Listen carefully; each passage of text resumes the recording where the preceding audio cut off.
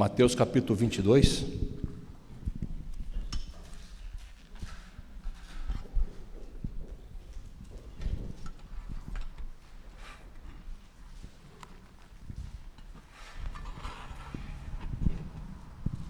Versículo 34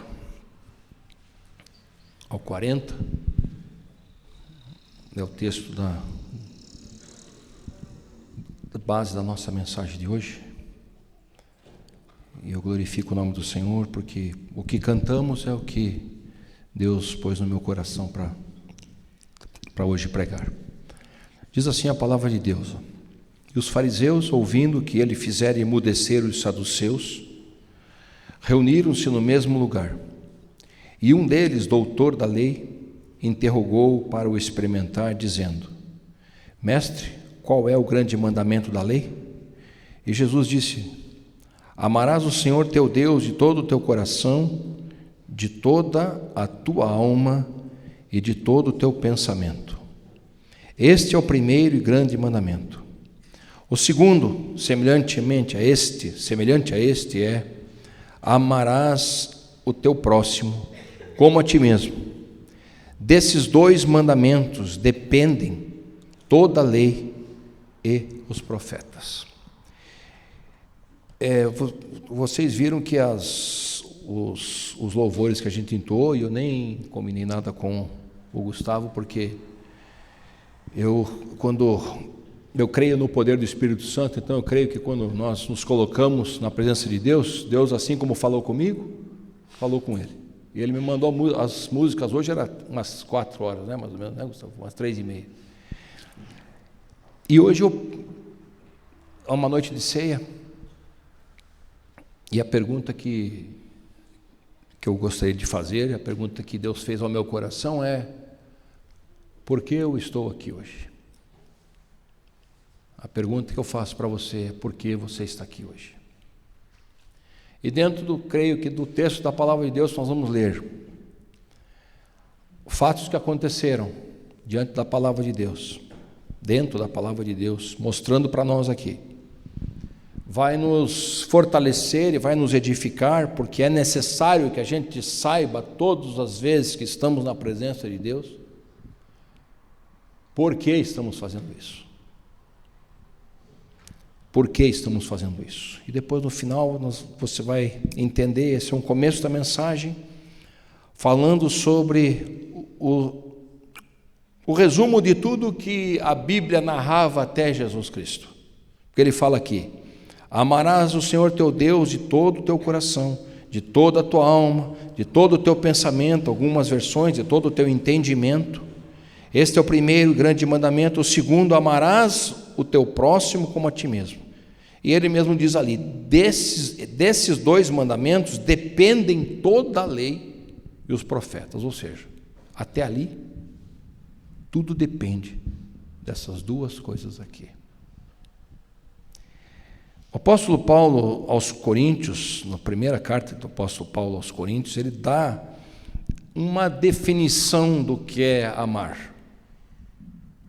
Ele nos deixa uma condição do que significa isso.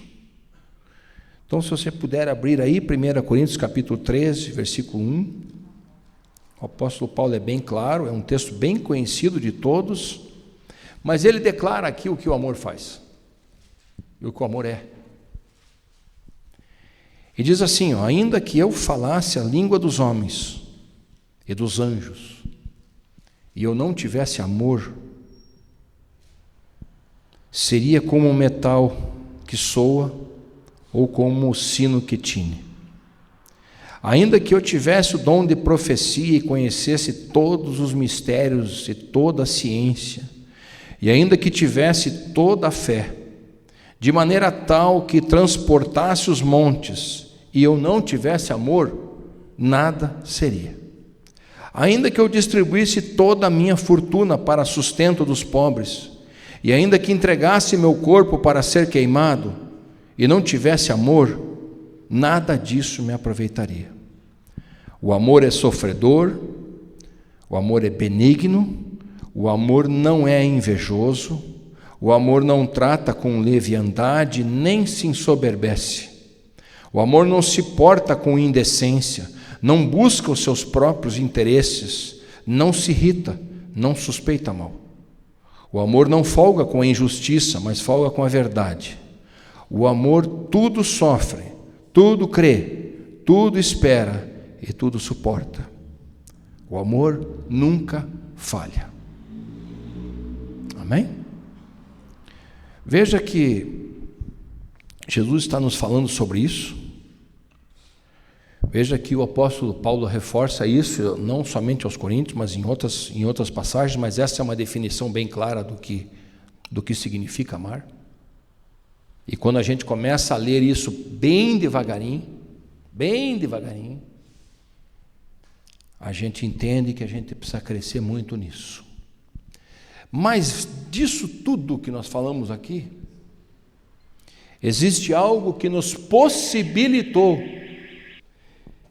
Quando a gente se depara com essas circunstâncias da palavra de Deus, e nós estamos hoje aqui, quero te dizer, para participar de uma ceia, e o texto da Santa Ceia diz que a gente tem que se examinar. Para se examinar, tem que se confrontar a si mesmo. E nada melhor do que falar de amor para que a gente se confronte. Porque as coisas que aqui a Bíblia está nos relatando são fatos que só nos é possível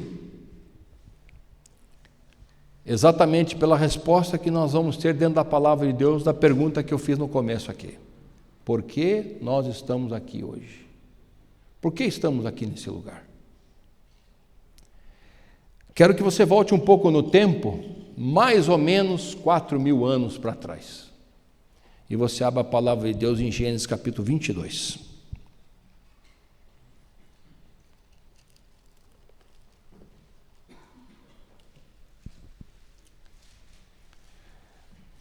Abraão viveu aproximadamente, pelos estudiosos, pelas referências que existem, 2.000 anos antes de Jesus.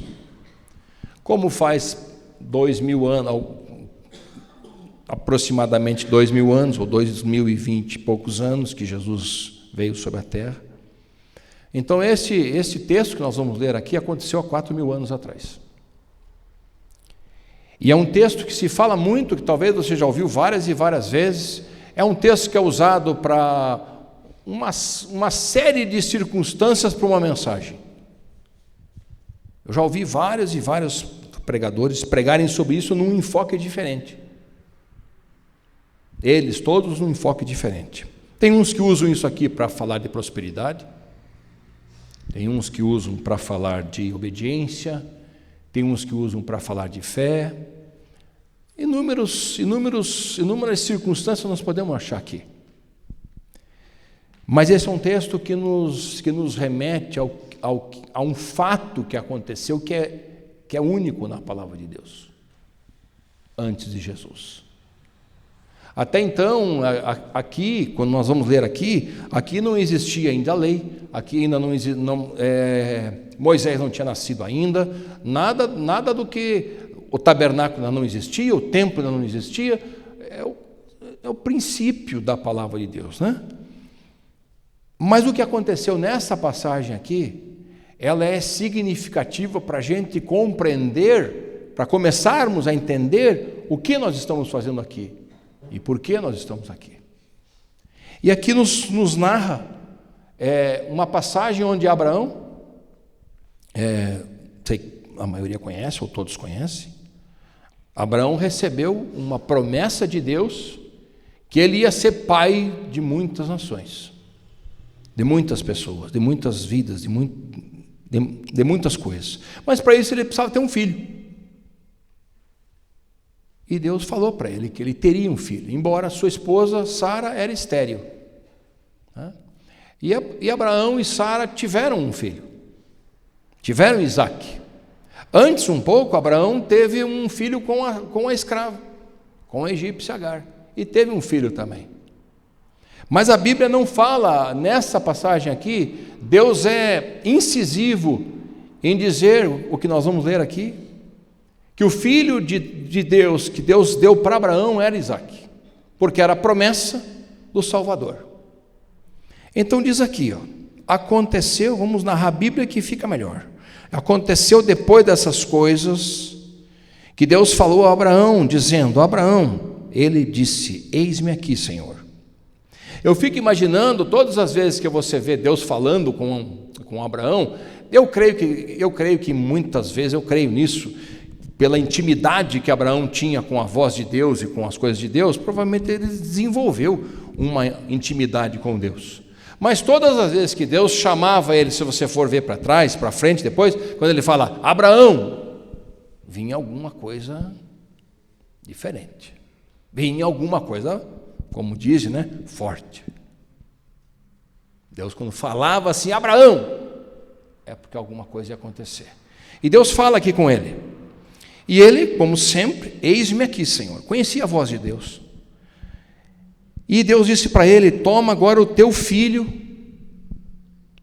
vírgula, o teu único filho. Veja isso que eu falei no comecinho aqui, um pouquinho antes. Ismael já existia. Ismael era mais velho do que Isaac, outro filho de Abraão. Mas como Deus se relacionava com Abraão nesse momento, e como Deus, você vai pegar o teu filho, Isaac, o teu único filho, e você vai, a quem você ama, ouça isso, comece a entender onde nós vamos chegar.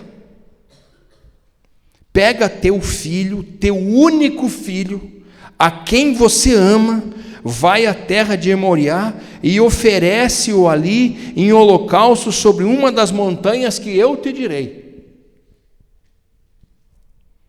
Aqui muitos estudiosos, teólogos, não se sabe exatamente quantos anos tinha Isaac aqui. Uns dizem que era um menino, outros dizem que era um pouco mais de idade. Ele não teria mais do que isso, certamente, porque depois a gente vê a morte de Sara já no próximo capítulo, na próxima passagem. Então ele não tinha mais do que 37 anos. Mas existe uma lacuna entre esse tempo. Uns dizem que ele era um menino, outros dizem que ele já tinha um pouco mais de idade. Mas uma coisa é certa: ele tinha entendimento do que era fazer um sacrifício a Deus. Ele tinha entendimento do que significava cultuar a Deus. Ele já sabia isso. Então ele não era uma criancinha de tenra idade, ele já tinha entendimento. E a Bíblia diz que Abraão levantou-se pela manhã, de madrugada, arrumou seu jumento, tomou consigo 2 dos seus moços, Isaque, seu filho, fendeu lenha para o holocausto, levantou-se e foi ao lugar que Deus lhe dissera. Ao 3º dia, levantou Abraão os seus olhos e viu o lugar onde Deus tinha mostrado para ele.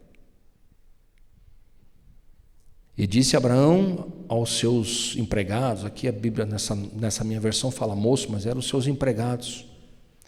Falou assim: fiquem aqui com o jumento, eu e Isaque, aqui fala moço, então há uma referência a isso. Iremos até ali, e havendo adorado, nós tornaremos a vós. Tomou Abraão a lenha do holocausto e pôs sobre os ombros de Isaque, seu filho. Abraão tomou o fogo e o cutelo na sua mão, e ambos caminharam juntos. Então falou Isaque a Abraão, por isso eu disse para você, ele tinha conhecimento do que estava acontecendo, né? Falou Isaque a Abraão, seu pai, e disse: pai. E ele disse: eis-me aqui, meu filho. E Isaque disse: eis aqui o fogo e a lenha, mas onde está o cordeiro para o holocausto? E disse Abraão: Deus proverá para si mesmo o cordeiro para o holocausto. E assim caminharam ambos juntos. Vieram ao lugar aonde Deus lhes dissera. Abraão edificou ali um altar, pôs em ordem a lenha, amarrou Isaque seu filho, deitou-o sobre o altar em cima da lenha, e estendeu a sua mão e tomou o cutelo para imolar o seu filho. Mas o anjo do Senhor lhe bradou desde os céus e disse: Abraão, Abraão. Ele disse: eis-me aqui. Então disse: não estendas a mão sobre o moço, não lhes faça nada, porquanto agora eu sei que temes a Deus e não me negaste o teu filho, o teu único filho. Levantou os olhos Abraão e olhou, e eis que um carneiro de trás dele, travado pelas pontas num mato, e foi Abraão, tomou o carneiro e ofereceu em holocausto em lugar de seu filho. E chamou Abraão o nome daquele lugar, o Senhor proverá, onde se diz até o dia de hoje, no monte do Senhor se proverá. Então o anjo do Senhor bradou a Abraão pela segunda vez e disse: por mim jurei, diz o Senhor, porquanto fizeste essa ação e não me negaste o teu filho, o teu único filho. O que eu quero trazer aqui para nós nessa noite? Abraão pega aquele que lhe tinha sido prometido. Talvez nós pais aqui, e não posso dizer por vocês, mas digo por mim, que seria muito difícil fazer isso. Seria muito difícil eu, como pai, pegar o meu filho, único filho, o unigênito, e a palavra para quando se fala de único filho, é unigênito, é Yashid, e Yashid é a mesma palavra que Zacarias fala acerca de Jesus, acerca do que Deus falou do seu filho, Jesus Cristo. Então Abraão é convocado a fazer algo que muito poucos de nós, quem sabe, fizesse, mas ele fez. Ele foi, ele pegou o seu filhinho, seu filho, quem sabe um jovem, e levou para aquele lugar. Coisas que eu quero salientar aqui. Quando eles chegaram próximos ao lugar onde Deus lhes mostrara, Abraão parou ali com seus empregados, e o que ele disse para os seus empregados que nós lemos: vocês ficam aqui, nós vamos adorar. O que eu quero dizer para você nisso? Muitas vezes os nossos empregados, e aí eu coloco muitas coisas que nos circundam na nossa vida, nos impedem de nós irmos adorar a Deus no lugar aonde Ele diz que nós devemos ir. Abraão deixa um exemplo para nós. Ele poderia levar aqueles rapazes juntos, mas Abraão disse: vocês ficam aqui, porque adoração é aquilo que Deus falou comigo e com o meu filho. E eles sobem, a Bíblia diz que eles pegam, e aí é interessante um fato que quero te colocar aqui. Então Abraão tomou a lenha do holocausto que ele tinha cortado, e ele pôs sobre os ombros de Isaque. O cutelo e o fogo Abraão levou, mas a lenha ele colocou sobre os ombros do seu filho, do seu único filho.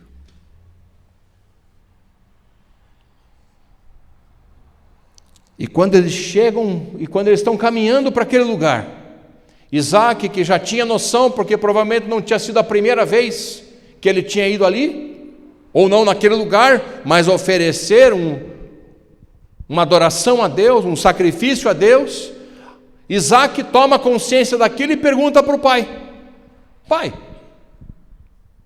está aqui a lenha, está aqui o fogo, mas onde que está o sacrifício? Onde que está o cordeiro? Onde que está o carneiro?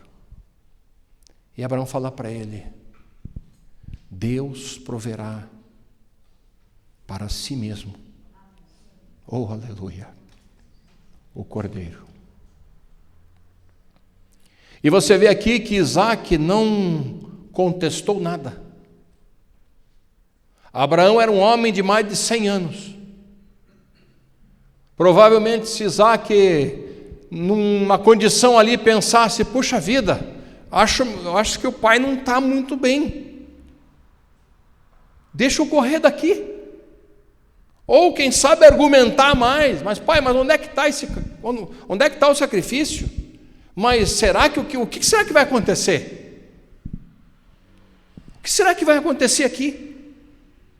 E aí Abraão leva o seu filho e responde para ele, Deus vai prover para si mesmo, e quando eles chegam no lugar, Abraão edifica um altar, Abraão põe a lenha, amarra seu filho Isaque, amarra o seu filho Isaque, e deita ele sobre o altar, sobre a lenha. E a Bíblia diz que Abraão pega o cutelo, que era parte daquilo que ele tinha levado, e vai sacrificar o seu filho, quando a voz dos céus diz: Abraão, não faça isso. Agora eu sei que você me temes, agora eu sei quem é você, agora eu sei o que está acontecendo, agora eu estou entendendo o que está acontecendo. Então está aí o cordeiro atrás de você, o carneiro atrás de você, pega ele e sacrifica. Então, quando a gente vê aqui, quando Abraão faz essas coisas, Isaque pergunta naquela primeira vez e depois se comporta como ele sabia como era. Se ele não soubesse como era um processo de adoração, ele não teria perguntado para o pai: pai, onde é que está o sacrifício? Ele teria simplesmente, sem entender nada, mas ele sabia. O que nós podemos entender, o que Isaque pensou quando ele foi colocado sobre a lenha e amarrado? Se ele já conhecia o que acontecia ali. E a Bíblia fala que Deus brada dos céus. Ele diz: não faça isso. Não faça isso. Então Isaque ele sabe o que ia acontecer. Isaque não abre a sua boca, Isaque não se debate naquela lenha, Isaque não grita por socorro, Isaque aceita aquilo que está acontecendo, porque na mente dele era a vontade do seu pai.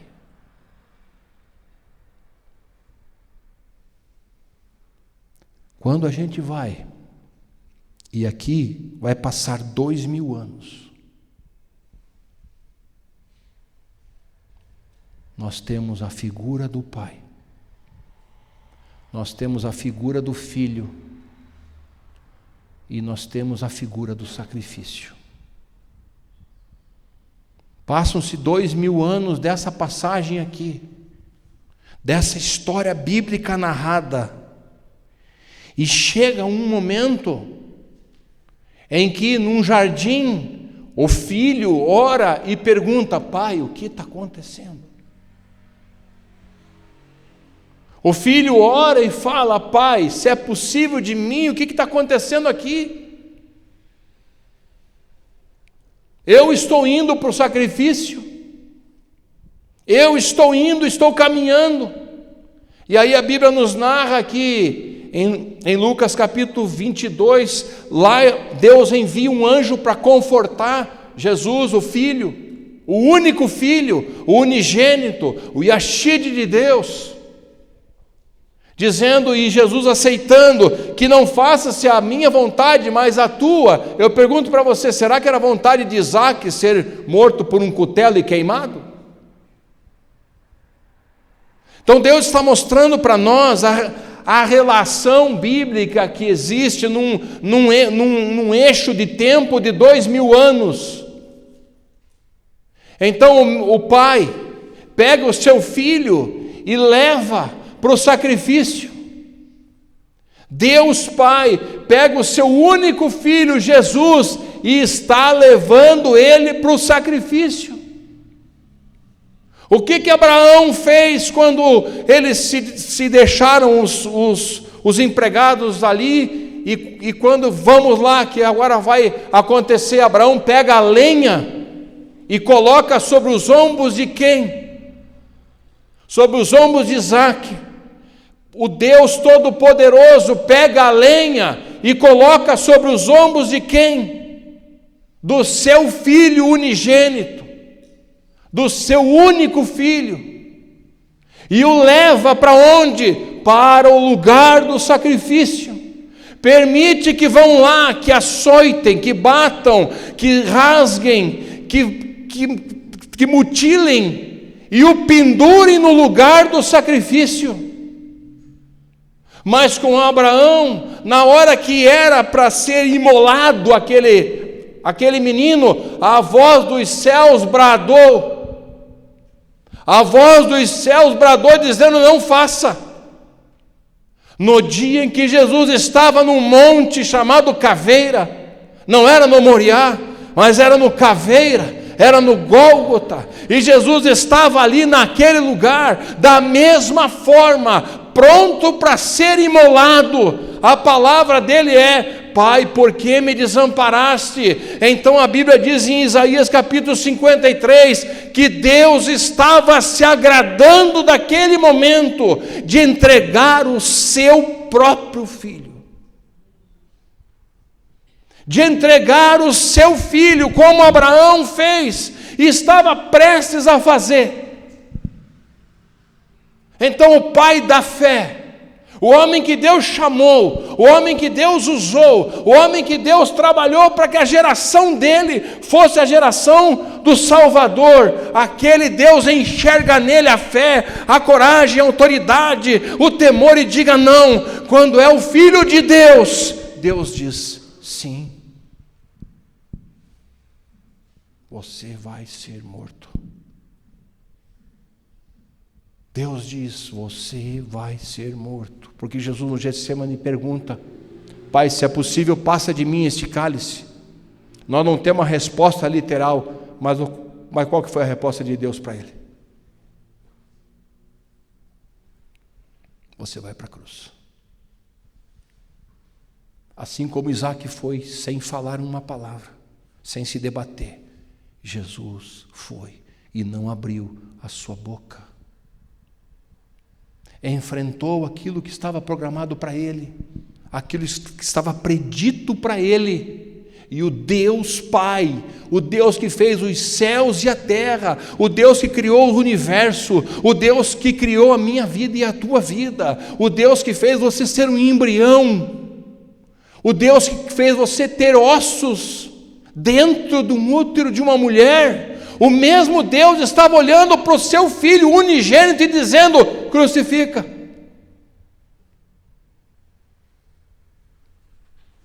Estava dizendo: crucifica. Estava permitindo que tudo aquilo ali acontecesse. Deus permitiu que tudo aquilo acontecesse com o seu filho. Deus permitiu que ele fosse imolado. Quando levantaram o cutelo sobre Jesus, não houve voz que bradou dos céus dizendo: para tudo.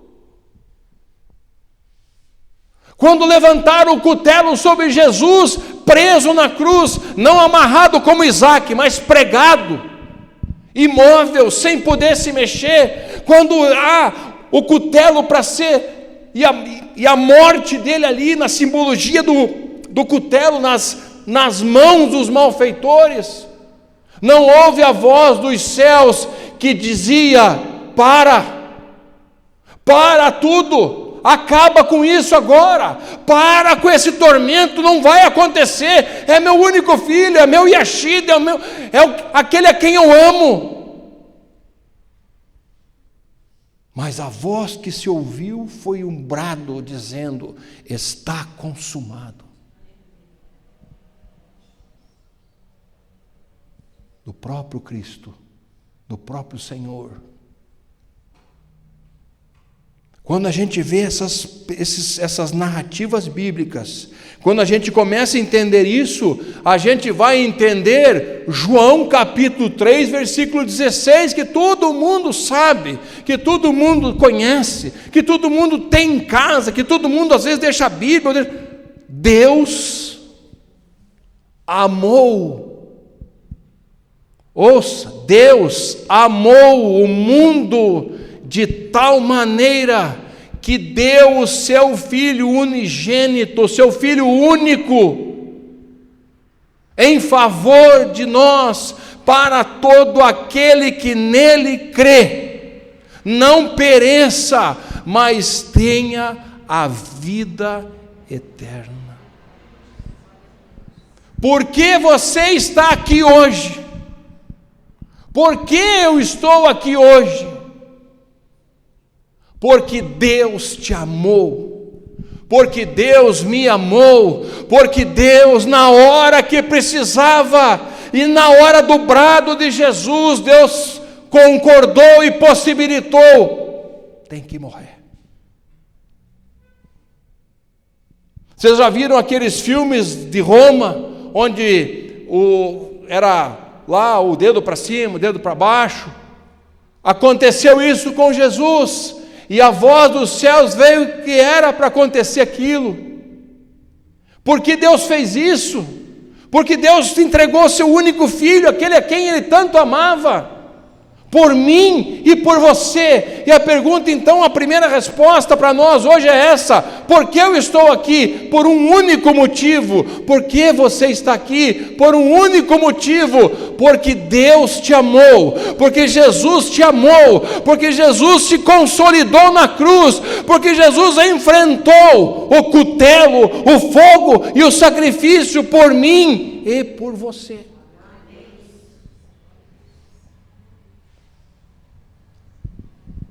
Se não fosse por isso, irmãos, nós estaríamos, quem sabe, cada um numa reunião nas suas casas, cada um em algum outro lugar, quem sabe muitos no inferno.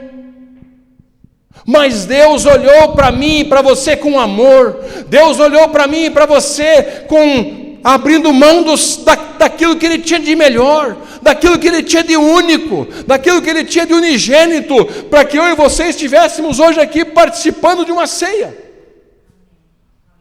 Este memorial significa isso. Este memorial significa amor. Esse memorial não significa prosperidade para comprar casa, carro, o que seja. Esse memorial significa amor. Esse memorial não significa que nós estejamos brigando uns com os outros.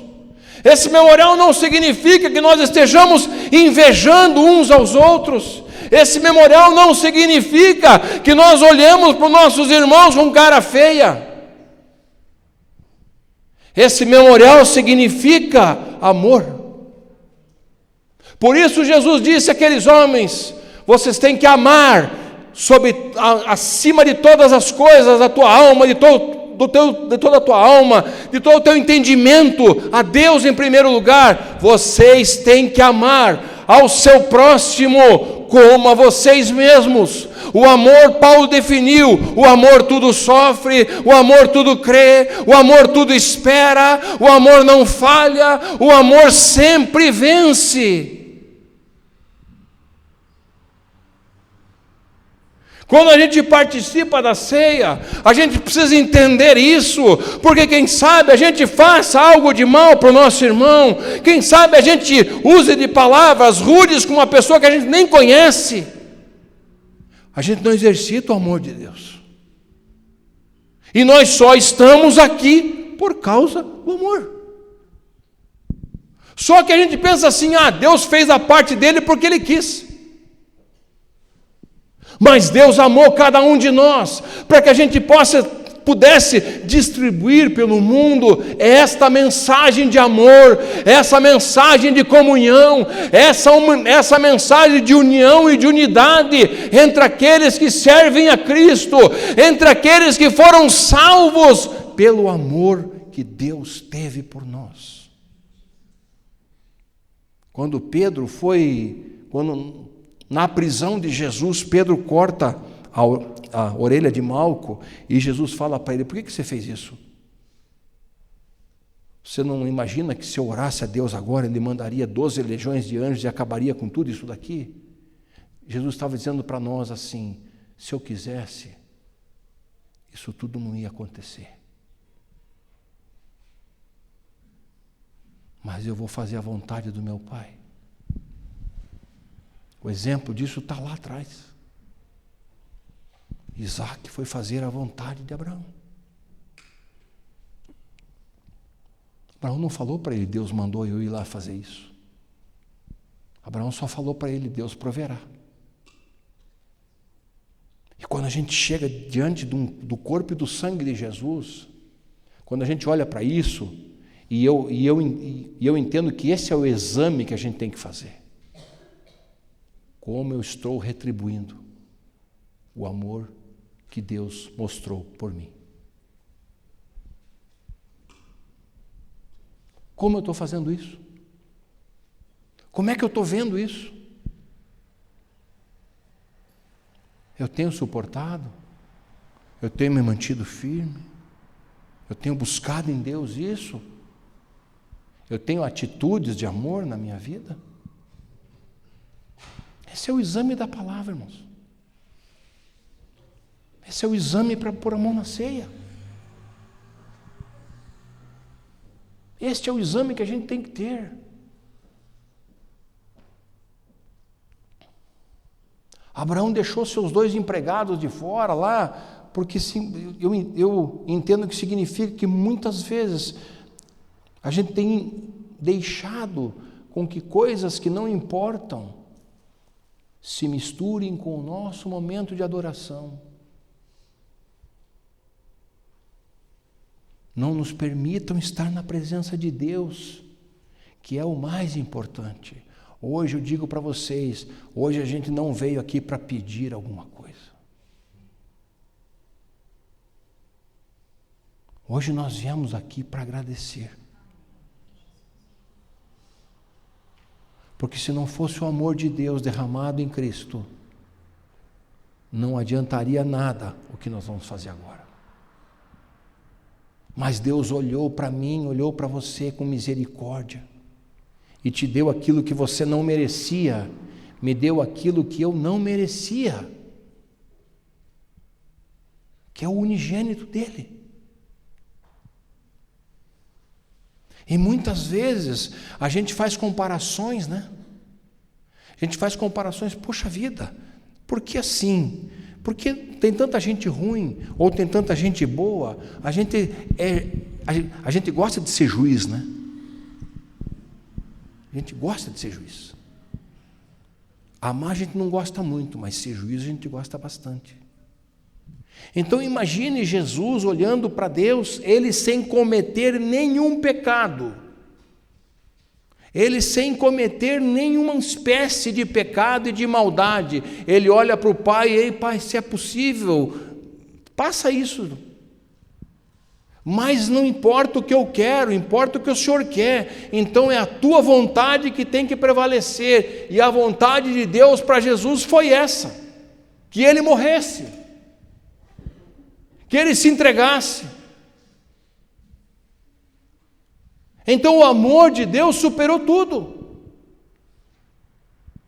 E quando eu vejo que Jesus fala para mim, você tem que amar a Deus acima de todas as coisas e tudo, você tem que amar o teu próximo como a você mesmo. É o exemplo que ele deixa, e ele diz ali, tudo isso depende a lei e os profetas. Tudo isso depende a lei e os profetas. Então, quando a gente está aqui hoje para um memorial, para uma ceia, para uma condição que Deus tem para nós, e que eu sempre digo é o fato mais importante da igreja, é a ceia. Nós não podemos faltar à ceia do Senhor. Nós não devemos faltar cultos de adoração a Deus, mas nós não podemos faltar ao culto de ceia. Porque esse é o memorial onde a gente olha a nossa finitude e olha para a cruz aqui e diz: Senhor, muito obrigado pelo teu amor. O Senhor me amou primeiro. O Senhor me trouxe para a salvação em Cristo Jesus. O Senhor, naquele momento, o Senhor não olhou para o que estava acontecendo, mas olhou para mim, olhou para minha alma, para aquilo que eu sinto, para aquilo que eu me movo, e o Senhor não mediu esforços para que eu fosse alcançado. O Senhor entregou aquilo que era o teu melhor. Então, quando a gente participar da ceia agora, e Deus fala isso, para que a gente entenda isso, e para que a gente participe, Ele fala assim: examine-se o homem e coma do pão e beba do sangue. Então a palavra de hoje é exatamente nisso. A palavra de hoje é essa: eu fui salvo por única e exclusivamente, eu estou aqui por amor. Não foi por mérito. Você pode fazer o que você quiser aqui, você pode pintar e bordar o que acontecer dentro da igreja, fora da igreja, não vai adiantar nada. Você está aqui única e exclusivamente por amor. Deus te amou. Então que seja isso dentro da tua vida, dentro do teu coração nessa noite. Gustavo, por favor. Vamos nos colocar em pé. Os nossos irmãos vão estar aqui.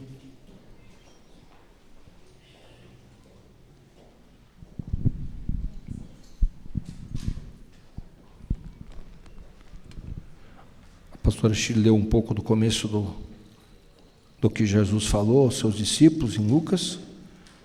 E eu quero ler o texto da ceia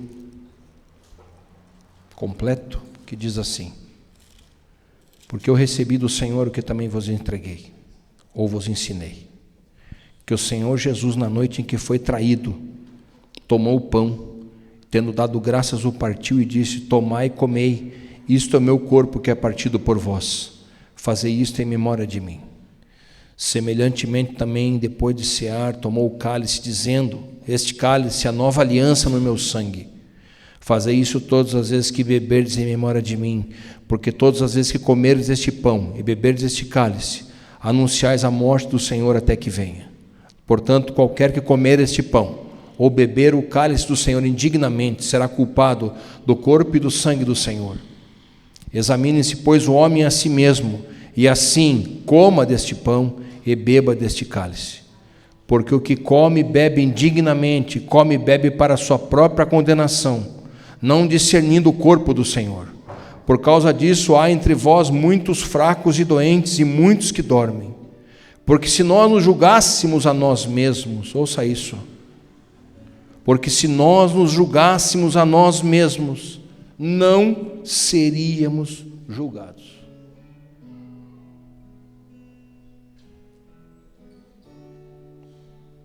Porque por nós seríamos todos inocentes.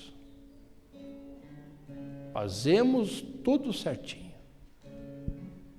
Não há julgamento para nós. Mas a Bíblia diz assim: mas quando somos julgados, repreendidos pelo Senhor,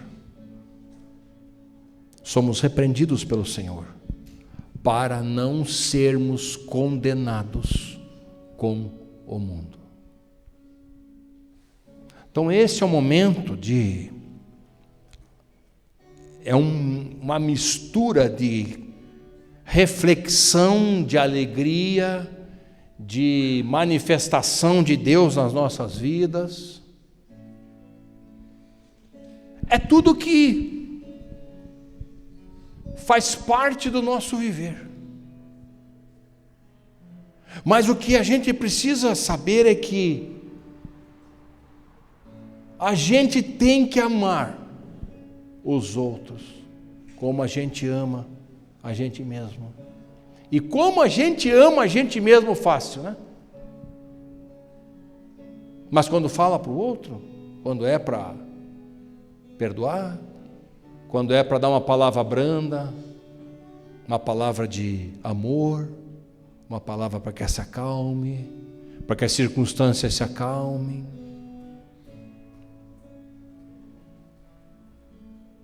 aí a gente esquece que a gente só vai ter a vida eterna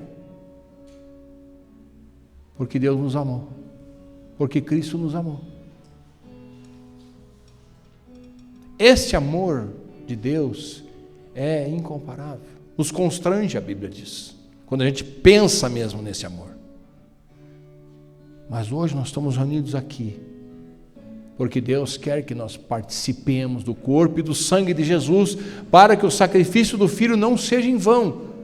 Cada olhar nosso, cada vida que se converte, cada vida que aceita o Filho de Deus como Senhor das suas vidas, ele honra o amor de Deus. E hoje aqui a gente está dizendo, a gente está se olhando para nós, mas hoje a gente está dizendo assim: o amor venceu. O amor que Deus tem, o amor de Jesus venceu. Você está aqui hoje consciente disso. Você disse: Jesus, eu quero o Senhor na minha vida. Isso que Deus quer de nós, que a gente honre a Ele, que a gente entregue, falar eu amo Deus de todo o coração, de todo, pode, é mais simples, talvez mais fácil. Mas não se resume a isso. A gente tem que amar o outro, porque o outro foi salvo da mesma maneira que eu fui, da mesma maneira que você foi, única e exclusivamente por amor. Então hoje nós somos uma comunidade em Cristo, por isso nosso nome é Comunidade em Cristo, porque Cristo é o centro desta igreja, não é o homem. Cristo é o centro desse lugar. Cristo não está aqui porque nós temos uma mesa lá atrás, porque nós temos guloseimas. Deus está aqui conosco, Cristo está aqui conosco, porque nós estamos hoje aqui reverenciando a Ele e dizendo: Senhor, muito obrigado porque o Senhor me amou, eu não merecia, mas o Senhor me amou. Lá com Abraão o Senhor gritou para ele não fazer, quando chegou em Cristo, o sacrifício foi consumado, por mim, Senhor, por esta igreja, por aqueles que estão aqui hoje. Então, ao você participar, não é só pão e suco de uva, não é isso. Isso aqui está significando a tua salvação. Isso significa o amor de Deus derramado por você. Então, que nesta hora os irmãos vão distribuir a ceia.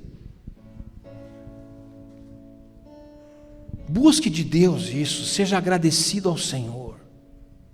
Faça isso em memória de Jesus. Faça isso em memória de Deus. Tome da ceia.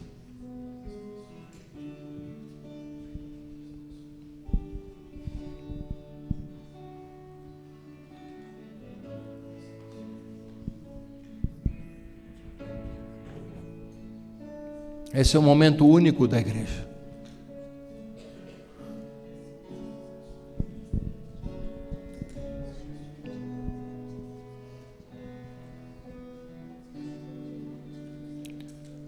Obrigado, Dora. Obrigado.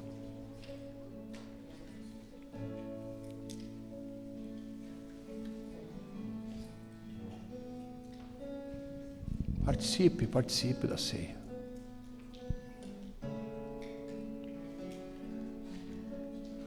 Não coma ainda, né? Porque apenas está um suco e um pão. Nós temos que dar graças. Nós temos que consagrar. Consagra no teu coração. Consagra no teu coração este amor. Consagra no teu coração este amor. Jesus amou você. Deus amou você.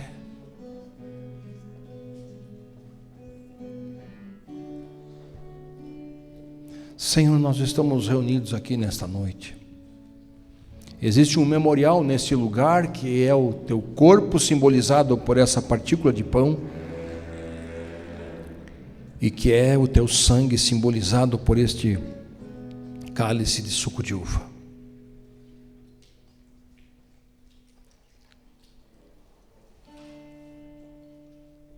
Senhor Deus eterno, vem aqui, Gustavo, fique comigo. Amém? Feche os teus olhos então, coloque o pão que significa o corpo do Senhor diante dele. Saiba que aqui está o corpo que foi moído por mim e por você. Essa é a simbologia, logicamente ele não está aqui. Mas nós vamos orar agora. E essa partícula de pão, ao tocar nas nossas vidas, que este amor que tudo sofre, que tudo crê, que tudo faz seja sobre a minha e sobre a sua vida. Pai, em nome de Jesus, eu consagro agora os elementos da ceia e consagro agora o corpo do Senhor, simbolizado por essa partícula de pão. Aquela lenha em forma de cruz simbolizou para nós o sacrifício do teu Filho. Então, Senhor, nesta hora nós nos colocamos aqui para participar disso, sabendo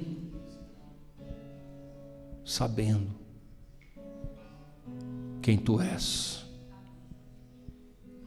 Está consagrado em nome de Jesus. Podemos participar do corpo do Senhor.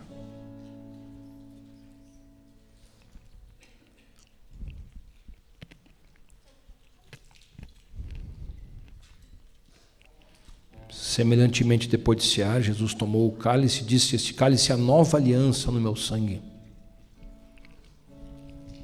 Façam isso todas as vezes que vocês beberdes em memória de mim. Porque todas as vezes que comerdes este pão e beberdes este cálice, vocês anunciam a morte do Senhor até que Ele venha. Então hoje aqui, na mensagem, nós anunciamos a morte de Jesus. Ele morreu, mas ao terceiro dia, assim como Abraão ao terceiro dia olhou e viu, Deus ao terceiro dia ressuscita o seu Filho único, por mim e por você. Então nesta hora, o cálice representando o sangue do Cordeiro, que foi derramado para perdão dos meus pecados e dos teus pecados. Se você tem pecado, e todos nós temos, isso está na cruz do Calvário. Busque, se arrependa, busque a presença de Deus. O Senhor é justo para te perdoar em Cristo Jesus. Que este sangue, simbolizado por esse suco de uva, ao tocar na nossa vida, nos traga essa consciência. No nome de Jesus está consagrado. Participemos nós. Quiser trocar com alguém que está ao seu lado, pode fazer isso.